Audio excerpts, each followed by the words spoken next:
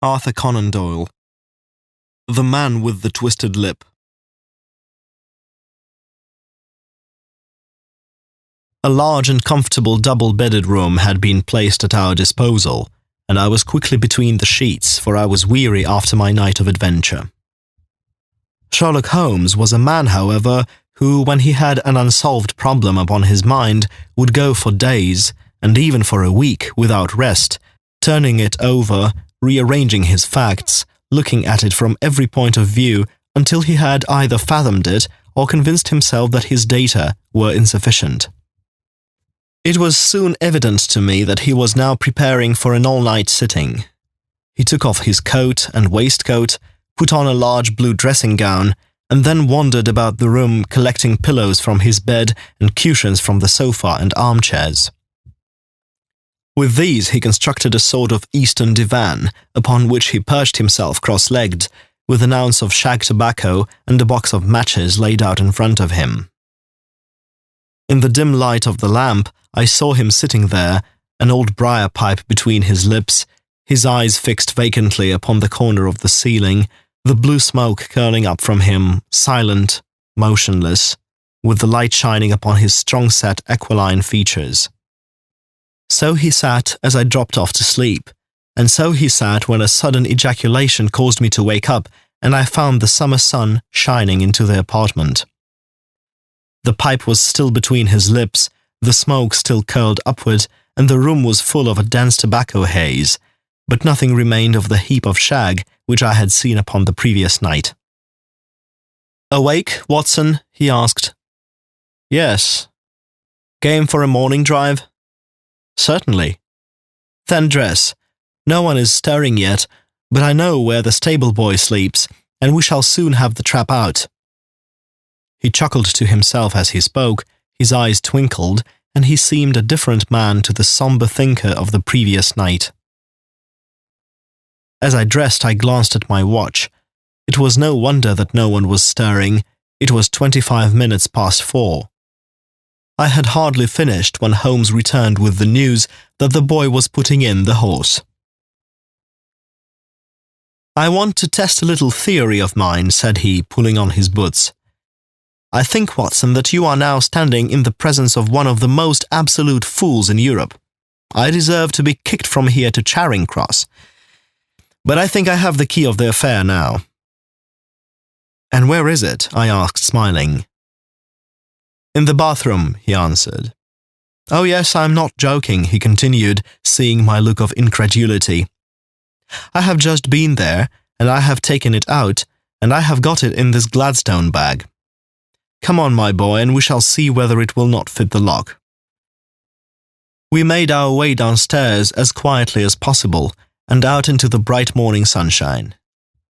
In the road stood our horse and trap, with the half-clad stable boy waiting at the head. We both sprang in, and away we dashed down the London road. A few country carts were stirring, bearing in vegetables to the metropolis, but the lines of villas on either side were as silent and lifeless as some city in a dream. "It has been in some points a singular case," said Holmes, flicking the horse on into a gallop. "I confess that I have been as blind as a mole, but it is better to learn wisdom late than never to learn it at all." In town, the earliest risers were just beginning to look sleepily from their windows as we drove through the streets of the Surrey side. Passing down the Waterloo Bridge Road, we crossed over the river and, dashing up Wellington Street, wheeled sharply to the right and found ourselves in Bow Street. Sherlock Holmes was well known to the force, and the two constables at the door saluted him. One of them held the horse's head, while the other led us in. "Who's on duty?" asked Holmes.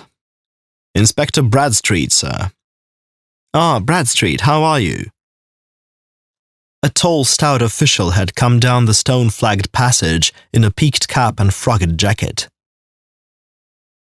"I wish to have a quiet word with you, Bradstreet." "Certainly, Mr. Holmes. Step into my room here." It was a small, office-like room with a huge ledger upon the table and a telephone projecting from the wall. The inspector sat down at his desk. "What can I do for you, Mr. Holmes?" "I called about that beggar man, Boone, the one who was charged with being concerned in the disappearance of Mr. Neville Sinclair of Lee." "Yes, he was brought up and remanded for further inquiries." "So I heard. You have him here?" "In the cells." "Is he quiet?" "Oh, he gives no trouble, but he is a dirty scoundrel." "Dirty?" "Yes, it is all we can do to make him wash his hands, and his face is as black as a tinker's. Well, when once his case has been settled, he will have a regular prison bath, and I think if you saw him, you would agree with me that he needed it." "I should like to see him very much." "Would you? That is easily done. Come this way. You can leave your bag." "No, I think that I'll take it." "Very good. Come this way, if you please." He led us down a passage, opened a barred door, passed down a winding stair, and brought us to a whitewashed corridor with a line of doors on each side. "The third on the right is his," said the inspector. "Here it is." He quietly shot back a panel in the upper part of the door and glanced through. "He's asleep," said he. "You can see him very well." We both put our eyes to the grating. The prisoner lay with his face towards us, in a very deep sleep, breathing slowly and heavily. He was a middle-sized man, coarsely clad as became his calling, with a coloured shirt protruding through the rent in his tattered coat. He was, as the inspector had said, extremely dirty, but the grime which covered his face could not conceal its repulsive ugliness. A broad weal from an old scar ran right across it, from eye to chin, and by its contraction had turned up one side of the upper lip, so that 3 teeth were exposed in a perpetual snarl. A shock of very bright red hair grew low over his eyes and forehead. "He's a beauty, isn't he?" said the inspector. "He certainly needs a wash," remarked Holmes. "I had an idea that he might, and I took the liberty of bringing the tools with me." He opened the Gladstone bag as he spoke, and took out, to my astonishment, a very large bath sponge. "He, you are a funny one," chuckled the inspector. "Now, if you will have the great goodness to open that door very quietly, we will soon make him cut a much more respectable figure." "Well, I don't know why not," said the inspector. "He doesn't look a credit to the Bow Street cells, does he?"